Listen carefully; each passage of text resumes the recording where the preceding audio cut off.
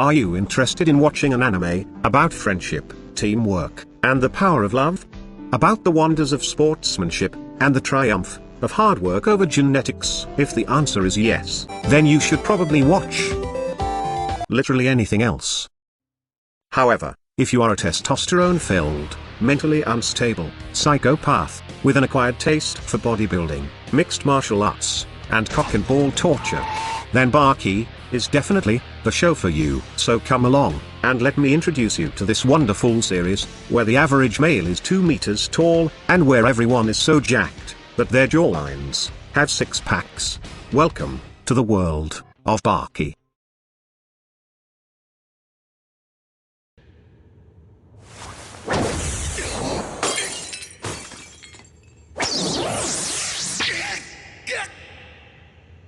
Amour de ma vie たとえ小さくてもたとえ馬鹿げていても夢をこの手に掴んだ時は決して話はしない帰る家さえ見当たらずただ一人立ち尽くすだけど誰かが私をどこかで今も待ってる苦しみを解き放つためマビマビマビマビ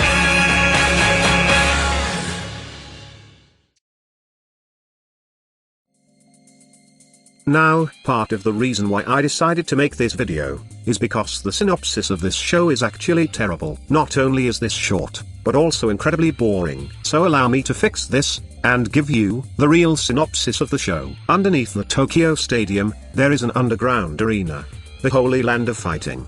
A place so violent that the soil has turned into a fine mixture of teeth, nails, and various bodily fluids. Down here, there are no rules, no press, and no prize money, meaning that these fighters are frequently risking their lives out of either a selfless love for martial arts or unchecked mental illness. Mostly the latter. Ruling over the arena is Baki, a 17-year-old short king, who's just slightly smaller than your average middle schooler. Along his journey, Baki, as well as his family of genetically gifted gods, must use their overwhelming natural strength to crush, humiliate, and permanently cripple an entire generation of promising martial artists, until they have finally accepted their place as shonen anime side characters. Basically, what I'm trying to say here is that this series is like a fusion between Dragon Ball, Yakuza, Fight Club, and autism. Now that I have flawlessly explained the premise of this series, it's time to get into the actual plot, which should be pretty quick, considering there is almost none. You see, Baki is a cultured anime for cultured individuals that has completely transcended the need for conventional methods of storytelling, while the virgin, new age shonen anime spends hours establishing such pointless things as conflicts or motivations. The Chad, old school shonen, can have 2 characters fighting for literally no reason, while still being infinitely more entertaining. Reading Baki is like delving into the psyche of an ADHD-ridden monkey, as he slams his fists on a typewriter, desperately trying to come up with yet another scenario where 2 men punch each other in the face. Most of the conflicts in this series happen not because of some deep meaningful plot points, but rather due to the character's morbid curiosity. For example, there is this guy named Pickle, who's a giant Neanderthal, frozen during a fight against a dinosaur, which has recently been brought back to life. In any other series, Pickle would become a generic evil antagonist, threatening to destroy the world, which would motivate the battle between him and the protagonist. However, this is not a normal manga. Instead, what we have is the entire cast of side characters, collectively experiencing sudden suicidal urges, heroically breaking into the poor cavemen's habitat, and engaging in real-life cyberbullying, just so that they can satisfy their curiosity, and find out just how strong a Paleolithic Chad can be. This of course, doesn't end very well, resulting in most of them being brutally beaten, and then eaten alive. right in front of their friends and family. And you would think that this would have been enough of a learning experience to teach them their lesson. But then 6 months later, a clone of Miyamoto Musashi randomly appears. And the exact same thing happens all over again. I'm starting to think that none of these characters understand the concept of self-preservation. In fact, after reading hundreds of chapters of Baki, I have reached the conclusion that in this world, a character's power level is inversely proportional to their mental health. The closer you are to a deranged, traumatized, sadistic, the longer and more fulfilling your life as a warrior will be. The closest you are to a world-class athlete with healthy habits and a normal outlook in life, the higher the chances that you'll end up crushed like an empty soda can, giving a whole new meaning to the term overhead press. This anime has that same early Dragon Ball quality, where the characters and action are so good that it makes you forget for a moment that you're watching complete nonsense. Hey, Cell! Catch! Unsurprisingly, the Dragon Ball and Baki fandom are so closely related that if you like Baki, there's about a 70% chance that you also own this shirt. Now, even an anime as insane as this one will still follow some basic structure, and what ties most of this story together are the inner conflicts of the Hanma family. The Hanmas are, to put it simply, this world's greatest bloodline of warriors, kind of like Saiyans in Dragon Ball, or the Bogdanovs in real life. The earliest known member of this family was Yuichiro Hanma, a 2 meters tall middle-aged man who selfishly refused to accept freedom. Facing alone against several warships, attacking them with such ferocious violence that the entire army decided to defect on the spot. Legend says that this one time, Yuichiro misheard the expression, "turn your body into a weapon," leading him to figure out that manlets make for some excellent nunchucks. Before passing away, Yuichiro left behind a son, and he named him Yujiro. Clearly, this man wasn't much of a creative type. Yujiro Hanma is the current patriarch of the Hanma family, and the world's strongest living creature. Think of him like Goku, but without the part where he turns into a good person due to acquiring brain damage. Yujiro has no weaknesses, as he was already born strong, angrily sucking the breasts of his mother until they bled. As the crystallization of pure violence and strength, Yujiro has never been defeated even once, easily achieving victory over a variety of enemies, such as a giant polar bear, a mega mammoth, his wife, and both cancer and AIDS simultaneously. Thanks to his genetic superiority and lust for power, Yujiro has been recognized by government bodies around the world as a threat to human life, in the same level as a volcano, earthquake, or gacha games. Quickly becoming the manifestation of the United States' greatest fear, a foreigner that is immune to drone strikes, and so, in a desperate attempt to avoid the complete destruction of his country, beloved President Ronald Reagan was forced to engage in what's called a friendship treaty with Yujiro Hanma. This tradition has been passed forward with every new presidency, as we can see depicted here on this page, where Yujiro smokes a cigarette while Donald Trump holds a Bible while pissing his pants and doing the Nazi salute. Truly, this series is full of very subtle political satire, which most people are probably not smart enough to fully understand. After grinding his way to the level cap, Yujiro had been left with no one else to challenge him, growing furious at this world's blatant lack of an endgame. In his endless boredom, Yujiro eventually arrived at the conclusion that since he can't find a good rival, then he'll just have to create one. Oh, hey babe.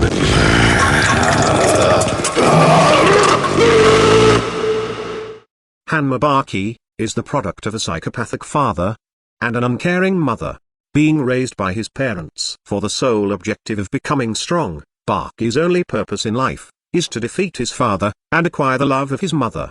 In a series of events that would make Freud proud, looking at Baki, you might have realized that he's a little on the compact side in comparison to his father. In fact, with each new generation, the Hanmas seem to get smaller and smaller. We call this phenomenon the twinkification of shonen characters. This is a serious problem that affects thousands of fictional families every day. And in 20 years, it's reasonable to expect that the average Hanma might look something like this.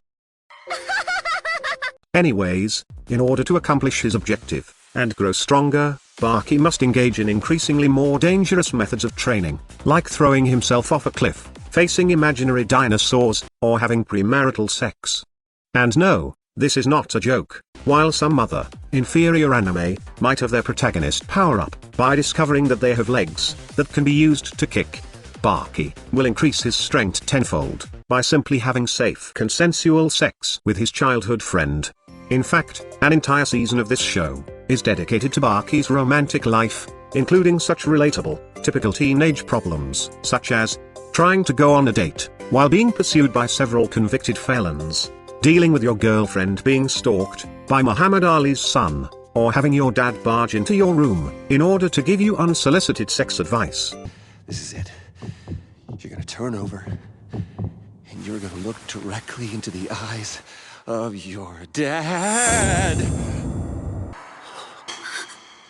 I've been through all this and I know what I'm talking about. Forget celibacy.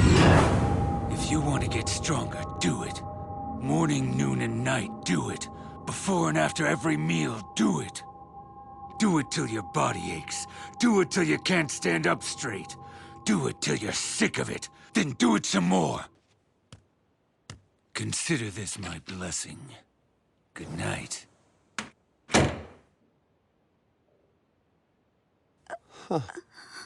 Now, I know what you're thinking. How did Yujiro know that his son was about to have sex? Does he just follow them around until they finally decide to do it? Well, as a matter of fact, yes, he actually does. What a lovely, caring father. By now you must have probably realized that this series might be slightly unconventional, and yet, despite how over the top everything is, it still somehow manages to take itself seriously, while still remaining self-aware, achieving that same level of endearing autism of your average Yakuza game.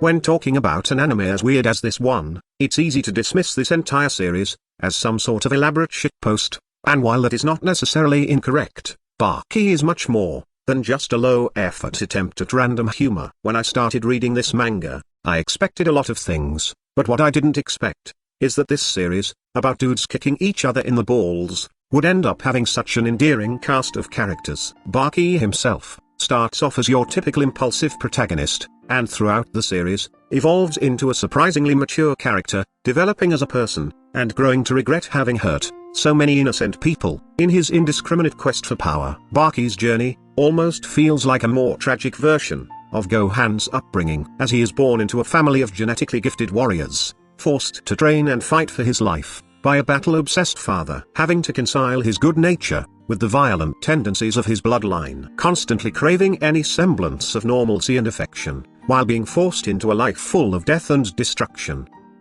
The heated interactions between Baki and Yujiro are probably the most interesting part of this show, with both parties involved developing a mutual amount of hatred and admiration towards each other, leading to chapters like these, where something as simple as a son inviting his father for tea can turn into a tense, suspenseful scene, where it feels like any small mistake might escalate into a full-blown war. In what is no doubt an accurate portrayal of what it's like to have an Asian parent. Now I'm beginning to understand why the author's daughter ended up becoming a furry.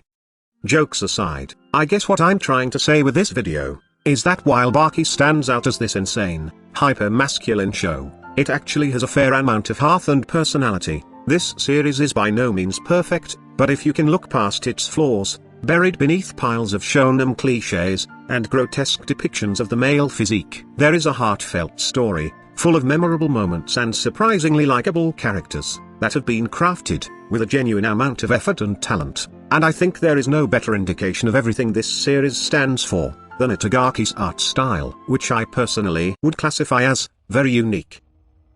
Much like Baki himself, this art style starts off very simple, and it slowly evolves into something completely original. Reading through this manga is like having a bad trip while watching a Blu-ray of Pumping Iron. Getting the feeling of coming in the gym, of coming at home, of coming backstage. So I'm coming day and night. Everything is so raw and brutal, and yet, it's also beautiful. If you're an unwashed pleb with no culture, you might look at this page and describe it as disgusting, vile, or gross. However, when I look at it, all I see are two honorable warriors, measuring the strength of their God-given weapons.